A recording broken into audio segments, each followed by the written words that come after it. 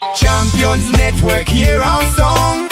Stronger together where we belong. Champions Network.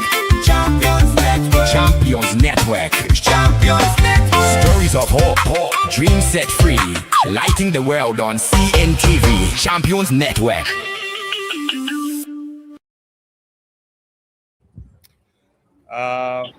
Good afternoon, good evening, wherever you are joining us from. This is Champions Network TV in collaboration with NDT, WG TV, and Mbire TV. Today we bring you a critical and timely conversation. The title is Elections and Power in Zimbabwe. It's all about understanding the Constitutional Amendment Bill number 3 and its impact on the political landscape. Elections are often described as the heartbeat of democracy, but an important question arises. What happens when the constitutional framework around these elections changes? To help us dive into this, we are joined with Dr. Zembe, who is a governance expert. He is not new to this discussion. He has been here before. And so, Dr. Zembe, welcome to the program.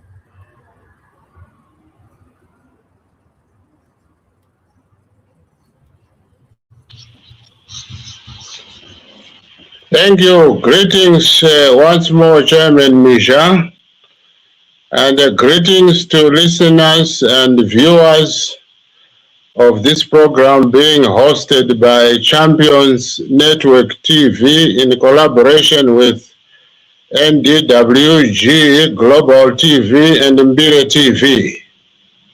Thank you for inviting me once again.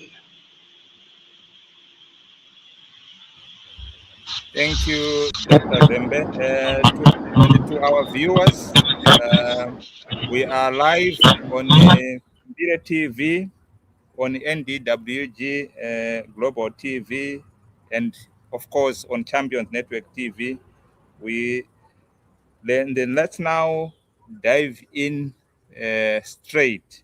I'm coming to you, Dr. Zembe, in our first segment of this discussion. Dr. Zembe, let's start from the foundation. In a democratic country like Zimbabwe, what role should elections ideally play? Over to you. Thank you, Chairman. Elections play a very important and critical role because they are required in a system of government which is called a civilian system of government. As you know, a government is a leadership that must take charge of national affairs in terms of management and governance of Zimbabwe as a nation. We need to appoint the executive structure, the leadership structure, the board of directors and management of a country. And in a civilian system of government, elections occupy a central position in the sense that elections are used to appoint a legitimate government by the citizens of the country. And the citizens of the country need to make appointment decisions. Each citizen who is said to be mature enough to make an appointment decision of public leaders requires to make a decision, a choice of who to appoint into public office.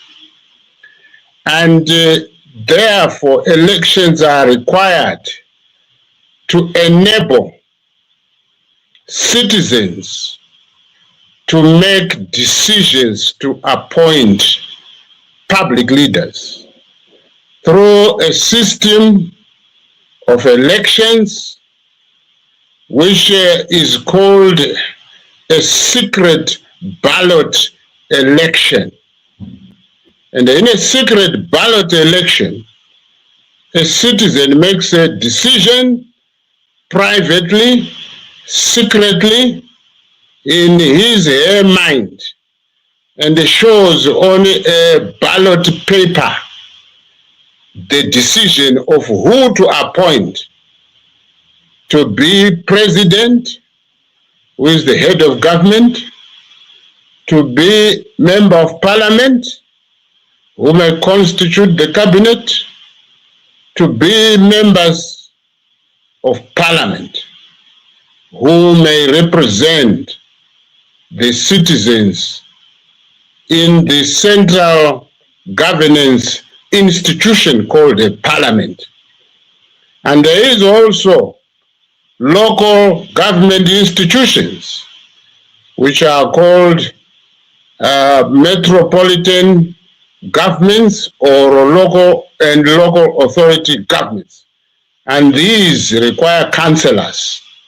So a citizen has the power and authority, political power and authority, to make these appointment decisions, to make these choices. So an election harnesses the decisions made by citizens in a secret ballot electoral process. This is how important elections are. They are used to appoint a legitimate government in the country, so that the government takes charge in terms of management and the governance of a nation and a country in terms of providing all what is required by the people. So this is the importance of elections in a civilian system of government. Back to you, Chair. Thank you very much, Dr. Zembe. Just to follow up, would it be fair to say elections are not just the voting, but also trust in the entire system, from entire system of the electoral process? Because some people may only think about election as the day when they go and cast their votes. So yes, everything that relates to the belief in appointing a government matters. Elections do not occur in a vacuum.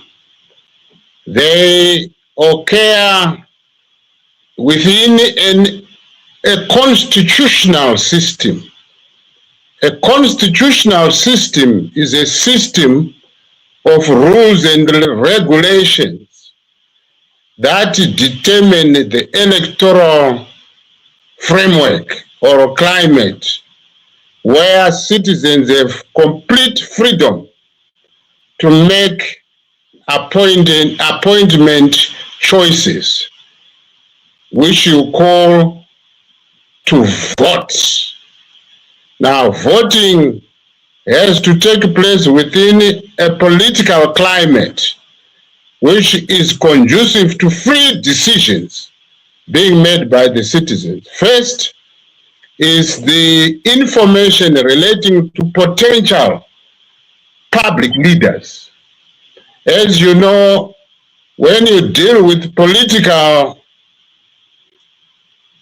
competition, those people who form groups which are called political parties will have organized their parties so that they compete to be chosen by the people in an election, so that the people at the end of the day, they can choose competent potential public leaders.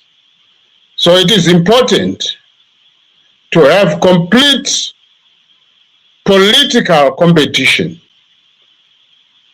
without unfairness, without impediment of free political activity, so that the citizens can witness the competitors at work.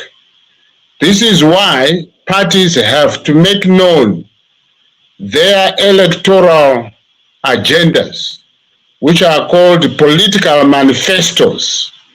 Those political manifestos contain policies that the competing political parties may put into government policies through the legislative processes, so that public policies can then be used to manage and govern a nation. So political competition is critical for electors, for voters to be empowered with the knowledge of who the competitors are, what are their competencies, what are their weaknesses, what do they intend to achieve once they are elected into office on behalf of the nation through government machinery. And that dissemination of information should be done in an electoral campaign.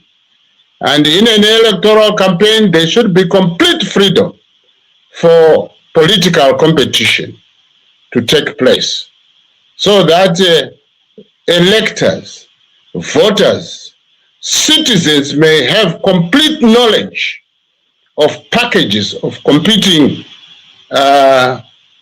political parties or of competing independents. As you know, that it's not just members of political parties who may put their heads in the ring in terms of an electoral process. Individual citizens can give themselves to the people to be elected as independents or independent candidates who do not belong to groups or simply to political parties. Can also have their manifestos as individuals and put to the electors what they stand for. So yes, it's not just casting a vote, it's about knowing the policies of competing politicians or of competing candidates. It's also about trust, because the electors will have had the background knowledge of who is who. And in an electoral campaign process, electors will be empowered by the information of who is who, so that they can make informed decisions. And as you know, elections have to take place regularly within the constitutional and electoral framework made up of rules. And those rules must have been created by the popular people decisions.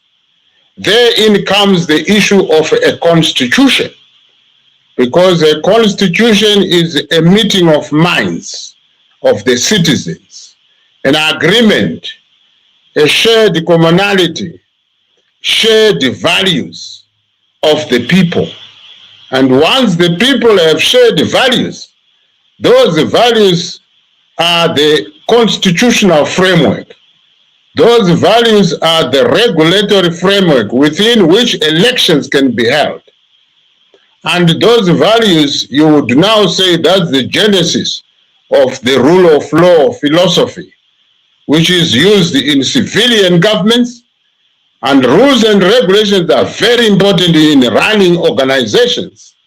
As you know, the government is the biggest organization in a country.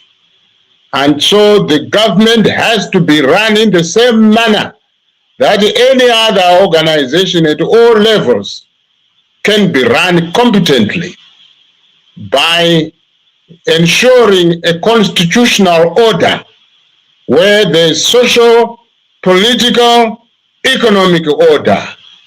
And so here we are in the territory of the importance of principles, rules, conventions, and these are agreed upon values. That is the constitutional framework.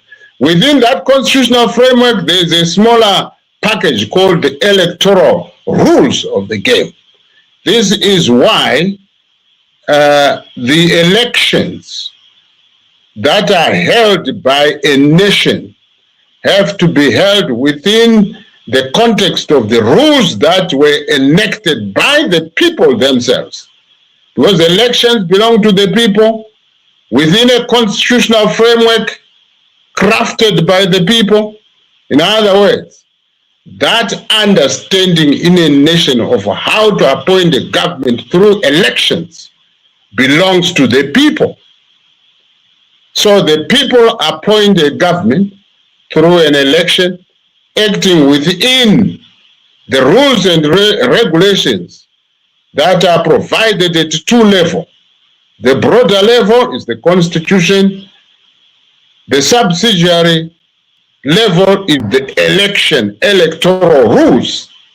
And this is the whole system at play. So for a legitimate government to be appointed in a country, you have to have legitimate constitutional framework, legitimate electoral framework.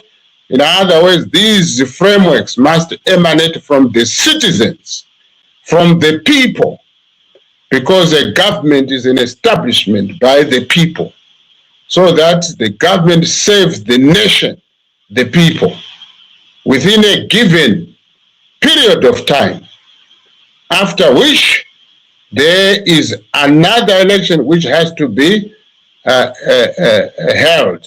So there's the periodic concept of holding elections. This is why, as we debate these issues, emanating from the Constitutional Amendment Bill number 3 of 2026, we have to debate the issues because it impacts on the holding of elections, both at electoral level framework and the constitutional level framework. And I've been talking about the other values that must exist within the context of holding elections by the citizens of this country. Back to you for now, Chairman Mija. Thank you very much, Dr. Zembe. This one, just in 30 seconds, in your view, do we in Zimbabwe, is Zimbabwe's context to do election currently fulfill the role effective as you have explained it a moment ago?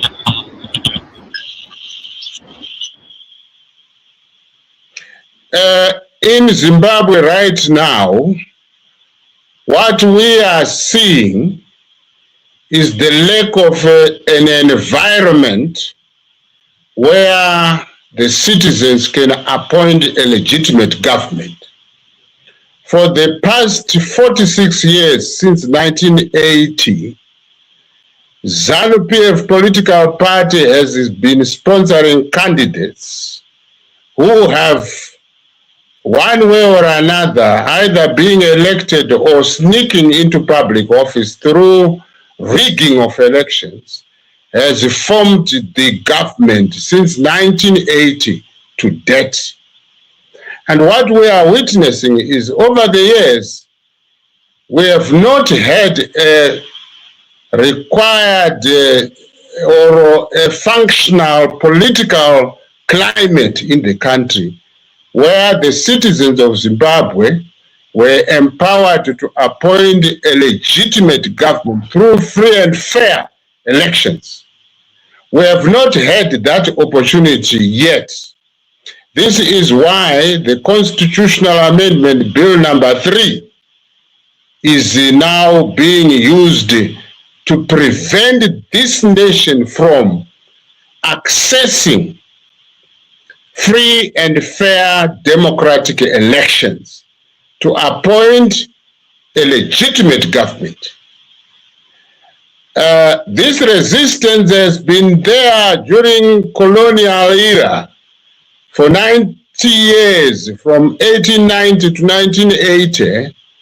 Zimbabweans have been struggling to have the rightful political electoral climate where the majority citizens make choices to appoint a government through elections. Listeners and viewers will, of course, know that this nation went to war. Zimbabweans went to war, armed liberation struggle. And the major objective was the question of appointment of a democratic legitimate government through civilian elections. And for the past 46 years, it's there on record that there's been resistance to creation of a political environment where citizens of this country could appoint a government through free and fair elections. We have not had them during the first phase where Mugabe was the head of government. For 37 years, Robert Gabriel Mugabe never allowed the citizen of this country to access free and fair elections that would result in the appointment of a popular, people, legitimate civilian government. And you will know in 2017 that Mugabe was not removed by an election. He was removed by an insurrection, particularly largely from the security sector and the military. But civilians had long been called for Mugabe's removal through an electoral process. But that removal failed because Mugabe's government became an impediment to the holding of free and fair elections.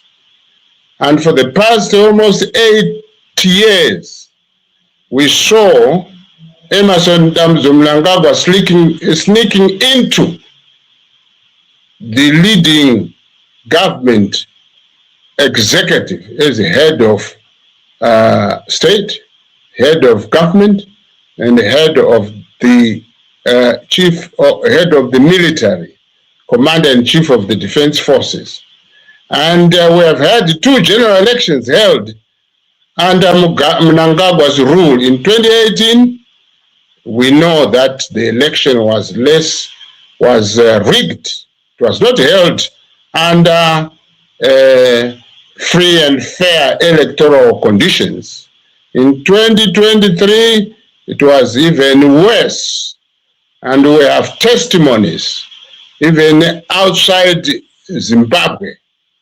Zimbabweans themselves have testimonies of how undemocratic the 2023 harmonized elections were.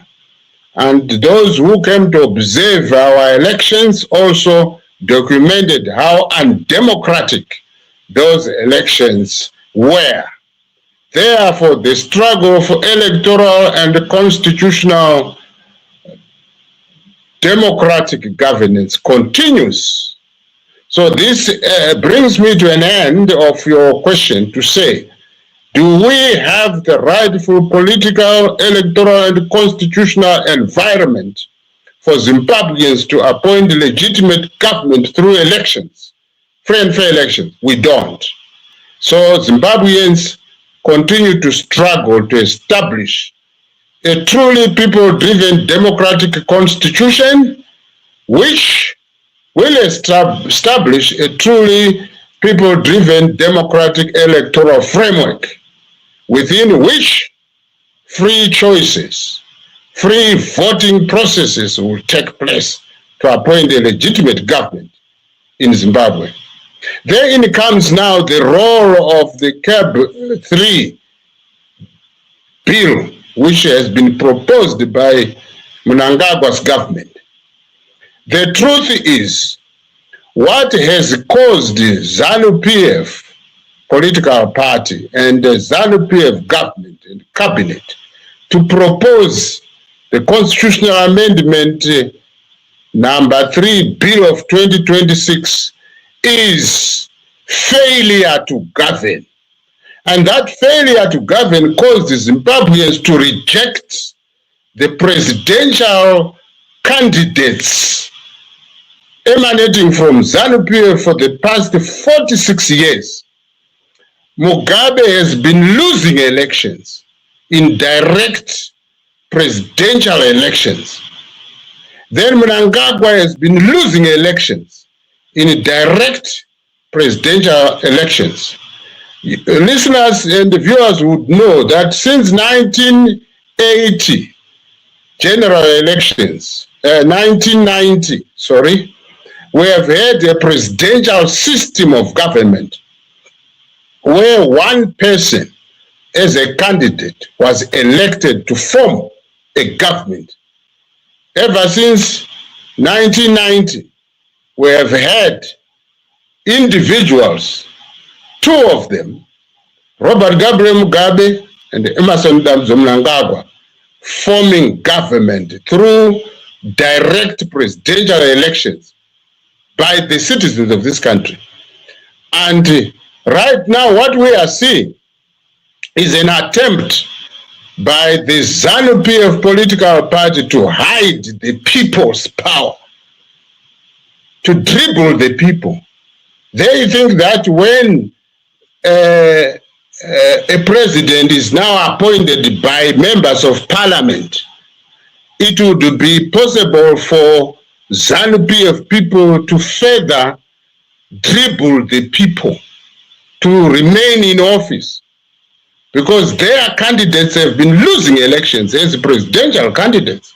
Now they want to hide behind the so-called members of parliament, and they wanted to use the chiefs and Masabuku and traditional leaders to frog march or to rig elections in the National Assembly and Senate. They think that Zimbabweans do not see what they are doing. But the truth is, because of government failure for 46 years, citizens of this country are struggling to dismiss the leadership of ZANU-PF from government. Whether it's in a direct presidential election or in a so-called indirect presidential election through parliament, the people of this country have decided to remove the entire group of ZANU-PF as a political organization, because it has become a monopolist, political monopoly that has failed to run the affairs of government. Very briefly, within 2-3 seconds, I can point out the fundamental failures. Firstly, the failure to create a political climate in which a government could be appointed through civilian elections has not been achieved by ZANU-PF over the past 46 years. They continue to prevent the creation of a people's constitutional framework, people's electoral framework, and the people's appointment of a legitimate functional government. They've not delivered on that score. Look at the violence that characterized the political activities in the country. Just like we have seen violence in Rhodesia, the violence, institutional violence continues. So there's not been any creation of a civilian political climate which will now unleash political competition for citizens of this country to appoint the best brains to manage and govern the affairs of the nation. That is the first failure I can put down that the people have observed. The second major failure is that there has not been any observance of human rights in Zimbabwe. When you look at the history of ZANU-PF engineered government, its rule, first under Robert Mugabe and secondly under Emerson Mnangagwa, is littered with violence, all manner of violation of human rights in this country. The second area of failure is that the ZANU-PF government has failed to send this nation to produce goods and services that should sustain the lives of citizens in this country. That is to say, the ZANU-PF government has plundered the economy of this country, has not been able to create economic opportunities for citizens to unleash their knowledge, their entrepreneurship, their labor to produce goods and services that are required for us to live our lives in the country. Many citizens fled to the diaspora just to get menial jobs, to get basic survival, because that opportunity has never been created in Zimbabwe. To this day, Zimbabweans are fleeing the country in search of better economic pastures, but just to earn basic living. So this is a grand failure. As you know, economics deals with the science of production of goods and services in a country. And the ZANU-PF governments have failed to create the requisite economic conditions where citizens would work for their lives, for their families, and for their country to develop it. So this is one major area. Look at just one aspect of an economy called the monetary aspect, the policies of the role of the money economy. You can see that at this juncture, we don't have a money measurement concept or a unit, which is said to be the Zimbabwean currency. The ZiG currency simply remains a nominal concept by Mnangagwa's government, which is trying to propose a currency for the people. They don't understand, the ZANU-PF leaders, that the currency of money measurement unit is a people's issue. The people are the ones that create their currency through their economy or economic systems. It's never a government that creates a money concept for the people. No, it will never work. What works is what the people decide to say this is our money measurement unit, which is used as a medium of exchange, which is used as a measure of value, which is used to motivate economic production and to reward the practitioners as producers, and so that there continues to be economic activity. I was just looking at one aspect of an economy that the ZANU-PF government has failed for the 46 years. When they got into government, we had a currency that was stronger than the US currency. It was slightly below the British sterling in terms of its value. But they ran down that economy terribly, to the extent that the ZANU-PF government has not done anything to create employment for the citizens of this country, to create investment opportunities for the majority citizens of this country. And they continue to destroy opportunities that Zimbabweans should grab so that they begin to work for their lives.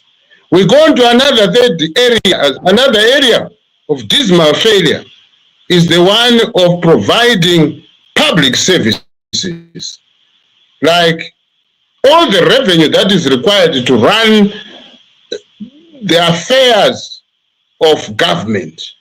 If you look at the salaries of civil servants in the country, this government is failing. Look at currently the nurses are protesting because they are not empowered to give health services to our population that is in hospitals, and people continue to die because nurses are not empowered to save lives anymore.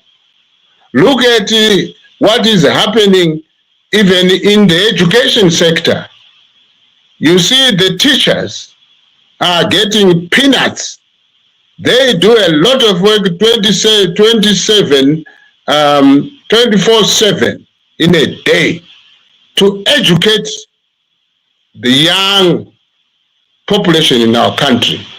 But they are given peanuts and they can't even run their own lives. They can't even educate their own children as teachers. And this is torture.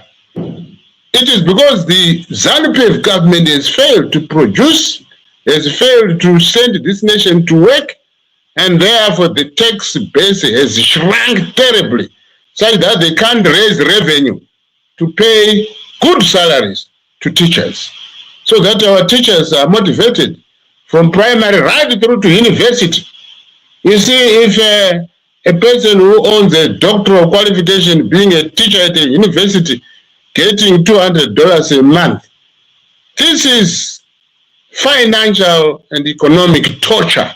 It's failure by the ZANU-PF government. I could go on and go on. Look at the infrastructure. Just a day ago, I traveled by road using Gweru to Mvuma Road.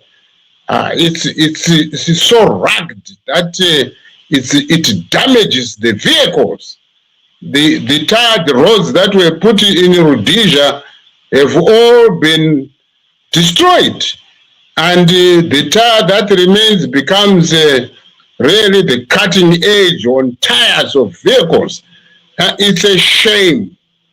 Yet you find that there's a councillor in that area, there's a member of parliament in that area, there's an MP, a minister in that area, and we have a vice president and president of that area. But the question is, look at the public infrastructure. It's all dilapidated. Just to conclude on this phase, only a couple of hours ago, I traveled through the dusty road leading to the Dinson Iron and Steel Company in Chivu. We have heard Mnangagwa's government saying, we have succeeded, we are succeeding in that iron and steel company in Chivu. But I challenge anyone who is listening to this discussion to go to what is called the Pamavisi between Chivu and Mvuma. You turn along that road where there is Manize, Dinson Iron and Steel Company. You will see how that road has damaged the environmental and ecological system in the area. There's a lot of dust affecting vegetation and people and animals, in that area. And there's dust on tree leaves, on grass, and that dust has polluted the air that the biological organisms use to breathe in order to live. Now, how could we then say it's a success story? The road that leads to that company is damaging public life. The environment and the ecological setup is being damaged. They couldn't even make a damaged road to put a tar. The road is just 25 kilometers off Chivu Vuma Road, tarred road. Then that is the company extracting the minerals, whatever the produce is taken to foreign countries. And then they are saying, it's a success story. Success story of who? When the local people are being damaged by that mining activity, that company's activity.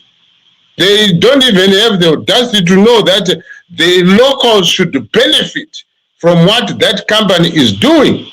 This is the social responsibility of private sector companies. They must develop the areas where they source their raw materials from, where they have located their industrial operations in. This is what should happen in a well-run government. But it's because the ZANU-PF government has dismally failed. I must conclude by saying the Constitutional Amendment Bill number 3 is trying to run away from the people of this country so that there's more damage. They want to prevent the elections from taking place so that they now they continue to dictate and to run down the affairs of the citizens of this country. In fact, let me end by saying that the ZANU-PF government should know they are not going to cheat this nation any longer. If they manage to dictate this bill on the people, then they will have pressed a red button, because the people of this country have long decided to put out in an election ZANU-PF government and the party out of the government structure, so that the citizens of this country can elect a democratic, legitimate government to run the affairs of their lives. ZANU-PF people are going to be defeated even if they decide to suspend the elections. And when are they going to start to allow citizens to have elections? People are going to fight to establish elections of their own, just like they fought in Rhodesia for 90 years, now in Zimbabwe for 46 years. So Zimbabweans will continue to fight for an opportunity to establish civilian rule that is based on elections that are held under free and fair constitutional and electoral framework from the people's power. So that is going to happen. I've been talking a lot. For now, let me stop and refer to you, Chairman. These issues are important. And this is why sometimes the answers can, if they are too brief, then our listeners and viewers may have difficulty to understand. That's why at least you have. Thank you very much, Dr. Zembe. Yeah, you have been answering a lot of my questions that we have been following. But for those listening on either you are listening on Mbire TV or on Champions Network TV or NDWG Global TV, we invite you to like, share, and subscribe to these channels. And over and above all, we want you to engage with Dr. Zembe, who is in the house. You can do so by putting your comments in the chat box. We have seen Timothy has already said he feels there's no room, there's no space for cohesion in a democratic country. But we find in our country, as Dr. Zembe has said, cohesion is the order of the day. So if you want to, you can join us. There's a link in the chat box. Either when you are watching on Champion Network TV, Mbire TV, or NDWG Global TV. You can join Dr. Zembe and you can ask your questions. I know time is not on our side. We have just touched the first part. I think we will put the next part to either tomorrow or the day after, when we talk about the implications of Amendment Bill number 3 to the political landscape. But Dr. Zembe, there are some viewers who might be viewing this broadcast for the first time. Can you, in a short, explain what is Amendment Bill number 3?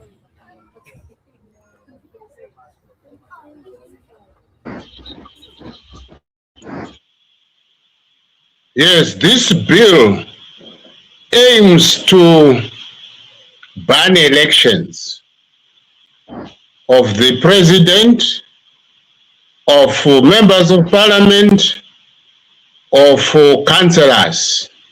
The elections that were supposed to be held in 2028. This bill proposes to ban those elections. Number one. Number two, this bill proposes to change the way in which Zimbabweans can appoint the president. From 1990 to date, Zimbabweans have been appointing a president through elections, direct elections. But this bill proposes that should be appointed by members of those members of parliament who have in a single member constituencies. We have 210 members. So this bill proposes those members of parliament of the National Assembly and of the Senate, up to 90 there, should be the ones who appoint a president. Second objective of this bill. The third objective is that this bill seeks to change the people or the body that handles elections in terms of the voters' roll.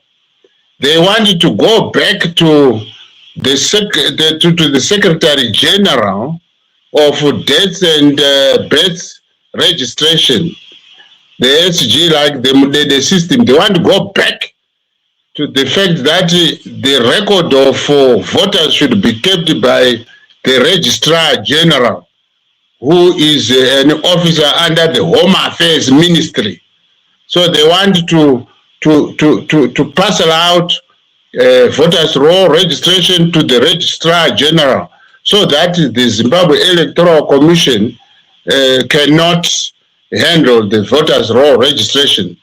Another area of change being proposed by this bill is that the chiefs and the Sabuku Namasadunu are now supposed to be political commissars of parties. You know, the current constitutional write-up of 2013 prohibits traditional leaders from being active members of political parties because they are traditional leaders. Their authority is not derived on a political contestation based on voting and political parties.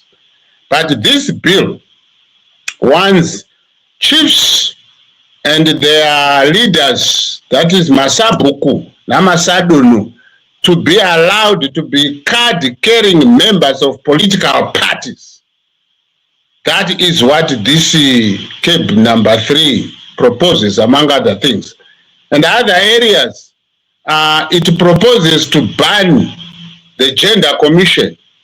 You know, the Gender Commission is the constitutional establishment. When you look at the 2013 Constitutional Amendment Act number 20, has established the Gender Commission. This is a body that looks into the interests of women and men. Gender, it simply means the rights of men and women. And this is suggested by this law to close that commission. In other words, to ban it. And so women will remain without any representation at all or aggression of, as you know, women's rights are supposed to be uplifted when you look into our background and in terms of the politics of the land. We also have another area of which is being proposed of appointment of judges. Appointment of judges, this law wants to give power to the president to appoint judges. Then another area that this law proposes is that the president who will have been elected by the members of parliament must have power to elect 10 senators in the upper house, which is the Senate, just by himself, appointing those 10 members in the Senate. And these are some of the major changes that this bill is trying to introduce and into law. In other words, you know, this bill tries to take away people's power to produce a government of their own, to produce the top law, which is called the Constitution.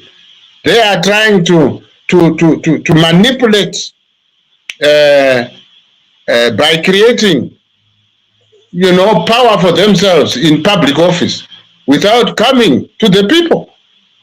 They are trying to rob the people of their political power. This is what this bill is trying to do. I hope I have covered the most areas that it covers, but there are many more changes that this bill is trying to achieve. What I have stated are major changes that have come into my mind straight away. You know, I was explaining what this bill is all about. This law, which is being proposed, is all about. Back to you, Chairman. Right, Dr. Zembe, as I have promised the viewers that we are going to tackle the other part of the discussion, which is the impact of the amendment bill on the political landscape. Would you agree with me that we can do that either tomorrow or the day after? Yes, the sooner we have it, the better it provides a continuity on behalf of our listeners and viewers.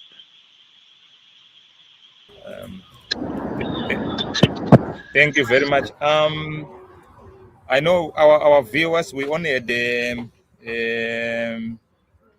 Timothy who commented to say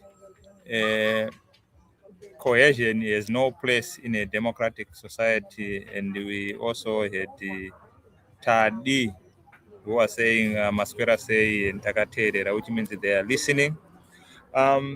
So before we close the broadcast, what is your final word to the people who are listening to us and those who shall listen, and also to anyone who can be in position of authority either in Zimbabwe or someone who is in the progressive or opposition politics? What message can you give to them?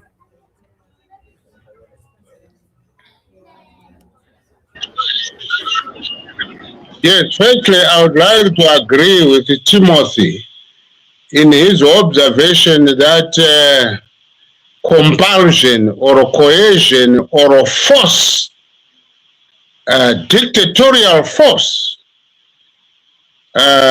is not part of a civilian system of government. violence is political force that should never be allowed in a civilian system of government. Forcing people, like we have seen in Rhodesia and the post-independence, to death. And that belief should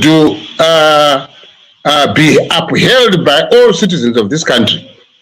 And that leads me to my final remarks, as you have invited me to make them.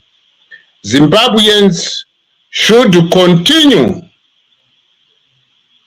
to struggle for a democracy in their country, a people's democracy in their country.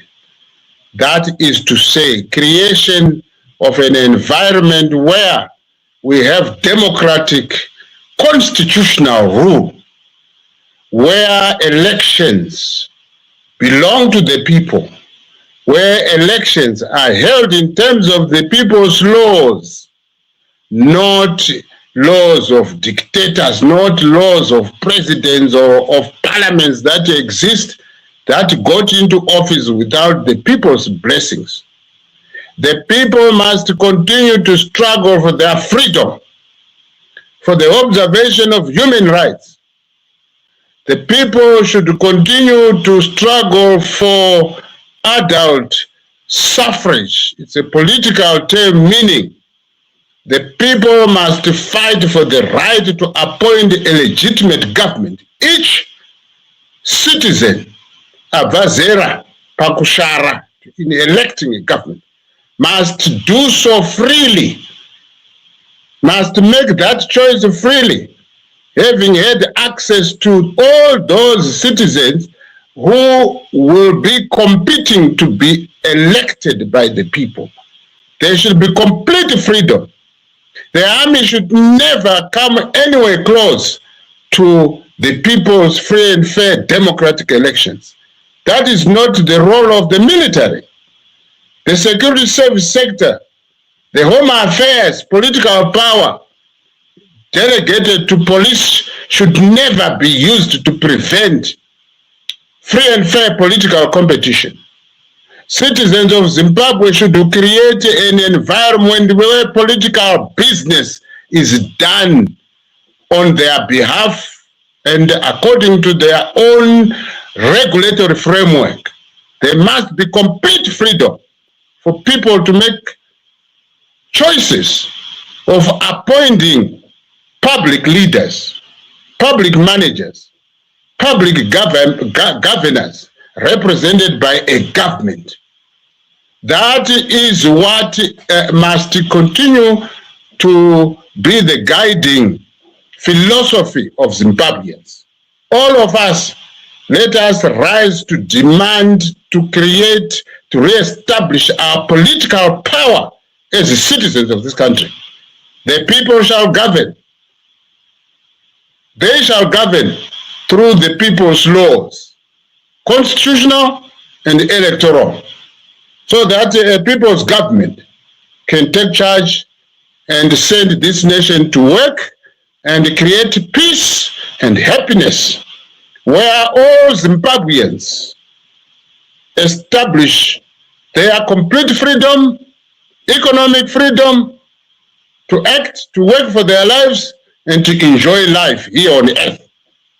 So this is my parting shot. This is a juncture that let's intensify the democratization process. It is unfinished business from Rhodesia to this far.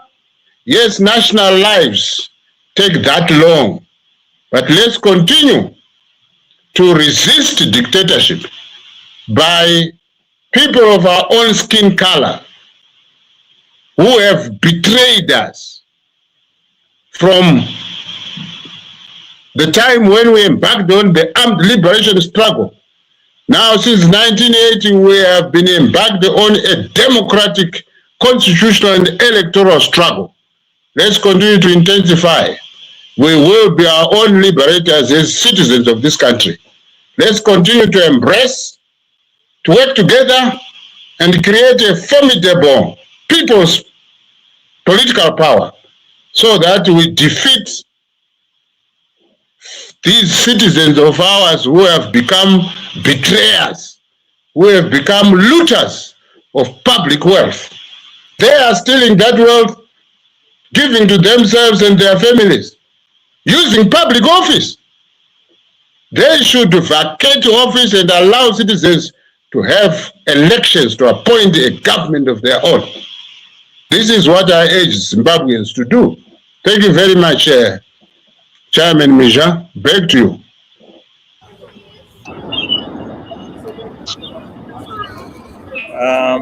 Thank you so much. Thank you, Dr. Zembe, for your time and for sharing your valuable insights when it comes to democracy and governance. We don't take that sharing. We don't take it lightly. We value it. And to our viewers, before I put my final remark, I think Timothy had said something here. Timothy had said, I would like to comment on ZANU's assertion that that elections have been a source of violence, and yet they are the ones denying other political parties from campaigning during elections. I don't know if you wanted just to give a brief comment on Timothy's observation. Oh yes, certainly. Timothy has hit another nail on the head. We have had ZANU-PF desperately trying to justify the manipulation of the constitutional values by saying that presidential elections have been violent and they have been toxic, and that elections therefore cause violence. Now we know that ZANU-PF people have been violent for the past 46 years. And they have been violent in all elections, presidential elections, parliamentary elections, and local government elections. And when they say that presidential elections have been toxic, they forget that they have been very violent, and they forget that they are trying to blame elections for violence. This is shameful. This is shameful. Violence is a human activity meted out by other humans on others. Killing, raping, murdering, abusing, injuring others. It's not done by elections. It's done by human beings, natural human beings. And they're using the public institutions like the police, the army, the CIO, the jails, the courts. ZANU-PF has corrupted all these institutions, and they've turned them into centers of state violence against the citizens of this country. And it's not just against political opposition, even civil rights movements, professional movements, even educational institutions. Because the teachers have been brutalized and killed for teaching citizens or children of their rights, or for teaching subjects like government and politics. Everything is political. Teachers have been attacked by Mugabe's government, ZANU-PF government, that they are teaching the citizens, they are awakening them. But yet a teacher has no barriers. She teaches education. Whatever is in the curriculum is taught to young citizens of this country. And is it elections that destroyed teachers? Is it elections that destroyed doctors and medical doctors and nurses? Is it elections that destroyed companies? The railways of Zimbabwe was run down Cisco Steel Company was run down. Zimbabwe's company was run down. Major companies that produced goods and services for this nation were run down. I don't know if I mentioned the Air Zimbabwe was run down to zero. And these are state-owned enterprises that the ZANU-PF people violently looted, running them down, with leaving people without any access, any public services, including medical services. So the ZANU-PF people have no reason in actually claiming that elections have been violent. They are the ones who have been violent. They are the ones who occupy public office, turn them into private institutions, loot, and then use them to destroy others, to violate the rights of others, to kill citizens, using the military, using arms of war that are supposed to be used to defend the nation, are then turned against the citizens of this country. This is how evil the ZANU-PF people have become. So it's just a lie that Bill number 3 is necessitated by the desire not to have violence. So why shouldn't the media ask Mnangagwa and this government, when are they going to allow Zimbabweans to hold elections? They are currently saying, we want to be in office. They want to be in public office up to 2030. Why are they saying that? When are they going to allow elections? If they ban elections in 2028, there's our constitutional agreement. When are they going to open elections? Who are they? To say, now we close the tape of election, the valve, then we're going to allow elections. Whether are they going to allow elections? They should have been more complete.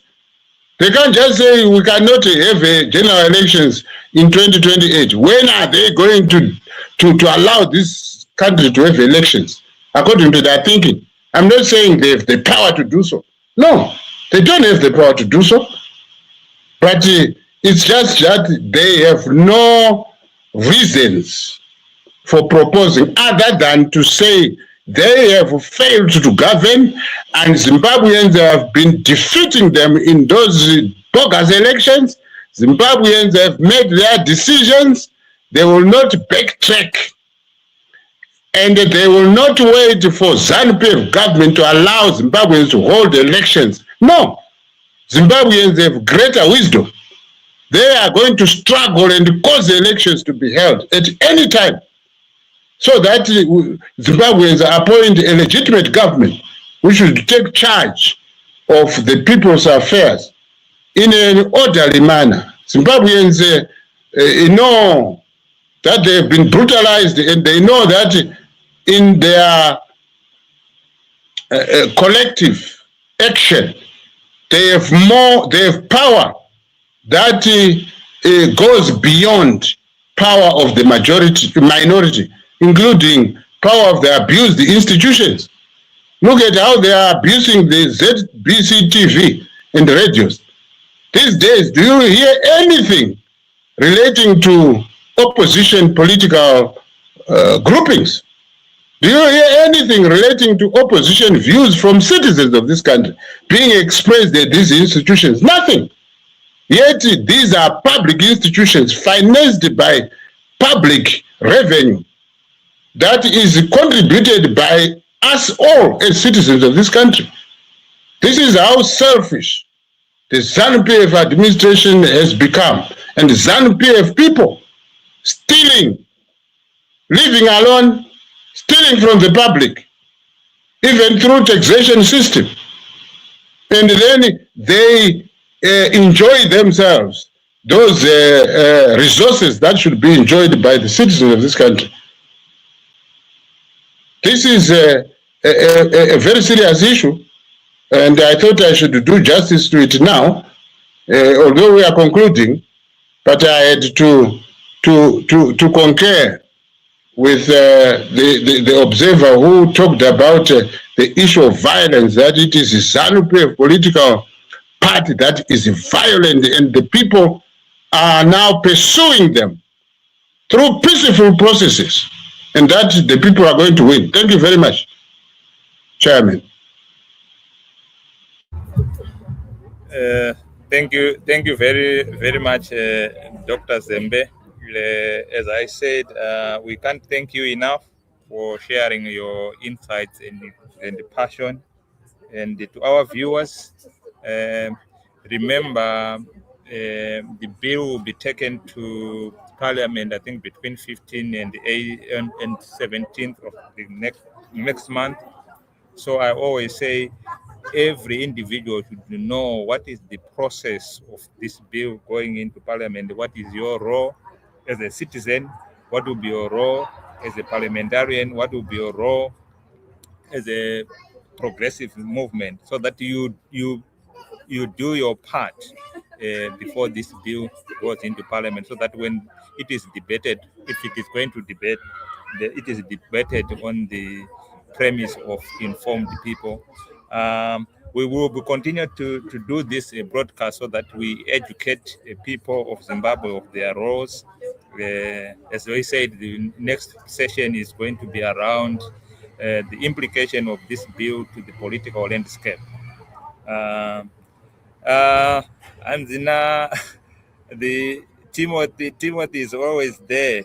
He's always commenting. He's saying, "Oh, this is the kind of message we need to keep telling our people." So he's agreeing with you that this is the message that we need to push. And as I said, these 3 channels will continue to bring people like Dr. Zembe. He's always available to come and talk to you to talk to you about the issues at hand. And if you have got any questions that you want to understand about around this bill, about around governance, around democracy, if you pass your comments, Dr. Zembe and any other people who come on this channel to answer your questions. So as always, today's discussion reminds us that democracy is not just about casting a vote. It is about the system itself, as Dr. Zembe had said. It is about institutions and about trust, and that is given to that voting process. As Zimbabwe continues to evolve, conversations like these are essential in shaping informed citizens and accountable leaders. You have been watching on Champions Network TV and also on Mbire TV and NDWG Global TV. As always, I am your host, Mija, and I've been graced by Dr. Zembe with me in the studio. So until next time, I always say, stay informed, stay engaged, and keep the conversation going. Whatever information you have heard from Dr. Zembe here, take it into your private conversation and have conversation with your network. And if questions arise, always come back and we will be here to answer your questions. Until next time, I say goodbye. Thank you for watching Champions Network TV. Make sure you click that like button and subscribe. Don't forget to hit that bell icon so that you get the ding ding ding every time we do post our videos.